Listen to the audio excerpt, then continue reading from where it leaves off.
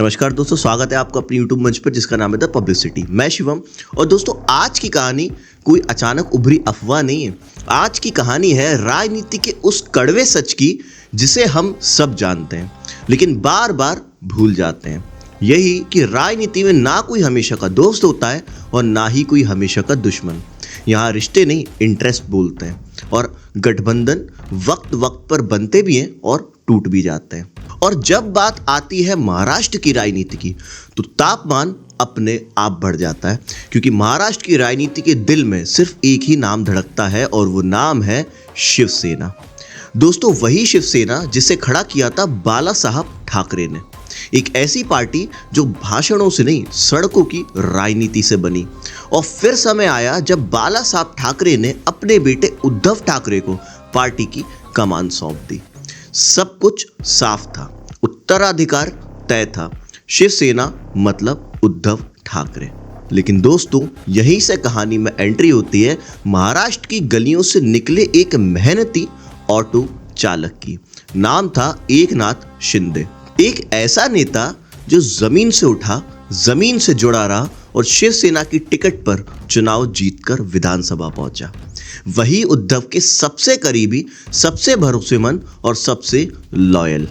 लेकिन दोस्तों, राजनीति में जो कभी नाम का शब्द होता है ना, सबसे खतरनाक शब्द होता है। साल था 2022। एक ही झटके में शिंदे ने शिवसेना के विधायकों को अपने साथ लिया और पार्टी से अलग हो गए।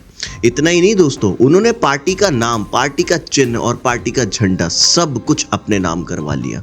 और नतीजा, बाला साहब ठाकरे के बेटे अपनी ही पार्टी से बाहर कर दिए गए। सोचिए जरा, शिंदे ने खुला ऐलान किया कि असली शिवसेना हम हैं, उद्धव वाली शिवसेना नकली है। और फिर शिंदे की शिवसेना बीजेपी के साथ में जा मिली। दोस्तों, यहीं से बनी महाराष्ट्र की महायुति सरकार। और बीजेपी ने इनाम के तौर पर मुख्यमंत्री की कुर्सी सीधे एकनाथ शिंदे के नाम कर दी। तब कहा गया कि देखो, एक गरीब ऑटो चालक आज महाराष्ट्र का सीएम बन गया है और गरीबों का भला करेगा। समर्थक खुश हो चुके थे, जनता उम्मीदों से भर चुकी थी। लेकिन दोस्तों, असली कहानी शुरू होती है 2024 के बाद। महाराष्ट्र विधानसभा चुनाव थे, महायुति फिर सत्ता में आई। सबसे बड़ा रोल प्ले किया एकनाथ शिंदे ने महायुति को बहुमत दिलवाने में, जीत दिलवाने में, बड़ी जीत दिलवाने में।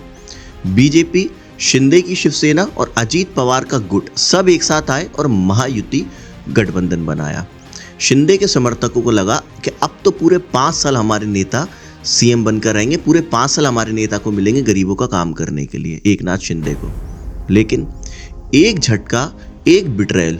बीजेपी ने एकनाथ शिंदे को हटाकर अपने नेता देवेंद्र फडणवीस को मुख्यमंत्री बना दिया।